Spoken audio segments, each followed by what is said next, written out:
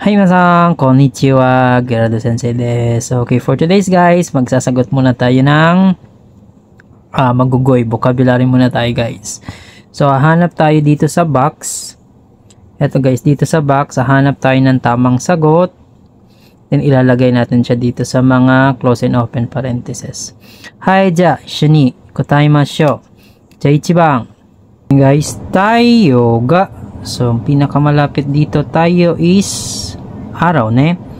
Tayo is araw. So, hanapin natin dito. Umay, okashi, kakoy, kumay. So, ang pinakamalapit dito ay mabushi, ne? Nakakasilaw. So, sulat natin dito ay mabushi. So, mabushi. So, nakakasilaw daw yung araw. Hai, ja, tsugi ikimasu. Tsuyo no jiki. Okay, tsuyo. Meaning dan tsuyo, rainy, ne? Tsuyo no jiki wa? So, hanap tayo dito ng malapit. Umay. De, okashi. Kakui, kusai, supai, nurui, mabushi, mushiatsui, mutainai. Tsuyo. Rainy season. So, ano daw? Season ng tag-ulan. Always to, ne? Mushi atsui, ne? Napaka-humid, ne? Mushi atsui. So, mushi atsui. So, underline na rin natin itong mushi atsui, ne? Mabushi motsui. We're done with that. Ja, ane wa saki kara nanika yosu ga? Okay, so ane, ate, saki. Parang kanina pa to ah. Iba yung ano. Ano ba yung yosu? Yosu is yung appearance niya. Chonto nanka yosu ga okashi. So, ito. Very strange. So, yung appearance ni ate, mukha siyang may sakit or masama yung pakiramdam, ne? Yosu, ne? Okay. Jatsugi. Senpai wa blank no de ninki ga aru. Okay. So, ninki. So, ano ba yung pag ninki, no? Popular siya. Yung senpai na yon. So, meaning to say, hindi naman pwedeng umay. Ito malapit to, kakui, ne? At natin dito ay senpai wa kakui, ne? Kakui, cool, good looking, ne? Kakui. Okay, jatsugi. Gobang ikimasu, ne? Jikan ga tatte ocha ga natte shimatta. Meaning to say, may natte shimatta siya dito. Hanap tayo dito. Umay, okashi, wala na to. Kakui, wala na rin. Kusai, wala na rin. Supai. Ito, nurui, ne? Lumamig na, naging maligamgam na, ne? Nurui. So, ito may natte. So, i-adjective siya. Hindi mo pwede sabihin nurui natte, ne? Nuruku, ne? So, nuninarimas plus i-adjective magiging noruku, ne? Noruku natte shimatta. Okay, ja, tsugi, rokobang ikimasu, ne? Kono orange wa orange, orange. Ano ba yung malapit na word sa orange? So, pag sinabing orange, minsan matamis, minsan maasim. Supai. So, magiging, alisin mo lang yung i, kasi sugimas to. So, inaalis natin yung i-adjective.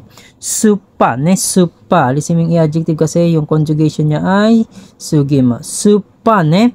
Supa sugimas, ne? Supa sugimas ay sobrang asim. Supa sugite. Kung orange wa supa sugite, tabirari na. So, hindi umakin dyan. Sobrang asim na supa sugimas. Okay, dyan na bang ikimas? Kono heya wa nagai aida tsukatte inai no de.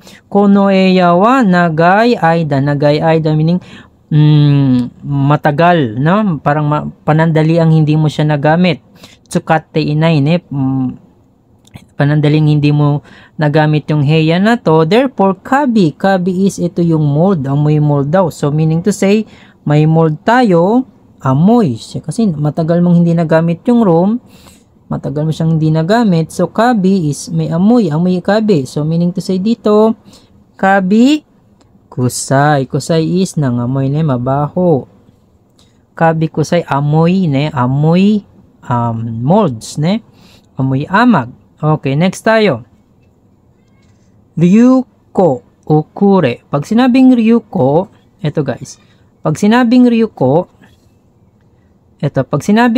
ang meaning ng Ryuko ay, di ba, mga fashion, mga tawag dito, naano siya, nauuso ngayon, ryuko, passion siya. Okure demo, pag pinagsama siyang ryuko, okure, nasa trend siya. Ito naman is out of passion na pag okure kasi na-late na siya, na-late na siya sa trend.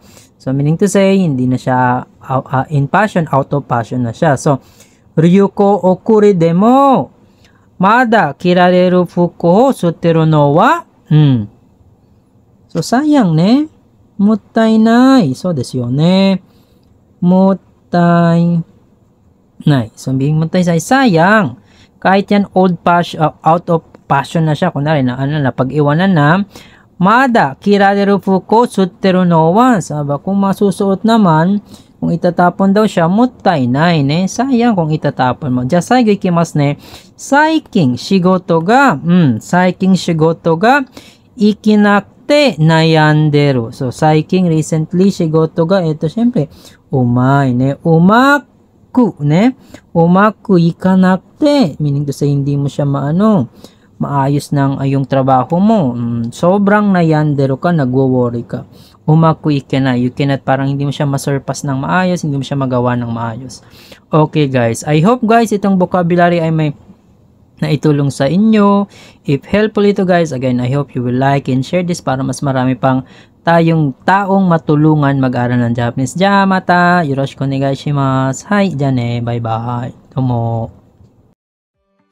Is studying, living, and working in Japan part of your wish list? Wish granted with Beyond Visa and Educational Consultancy Services. We are a student visa consultancy firm that assists young professionals on how to study in Japan through our work and study program. We provide transparency in our program, having a company owner who has been in Japan on a student visa program for 2 years, studying the Japanese language. Our friendly staff also speaks Japanese and will guide you through the entire application process. Our partner language schools in Japan are accommodating. Free one-on-one orientation over the phone may be provided. We also offer private online tutorial in Japanese language and Japanese flashcards. We execute what we promise and only promise what we can deliver. Be the next Filipino student visa holder in Japan. Messages for more details.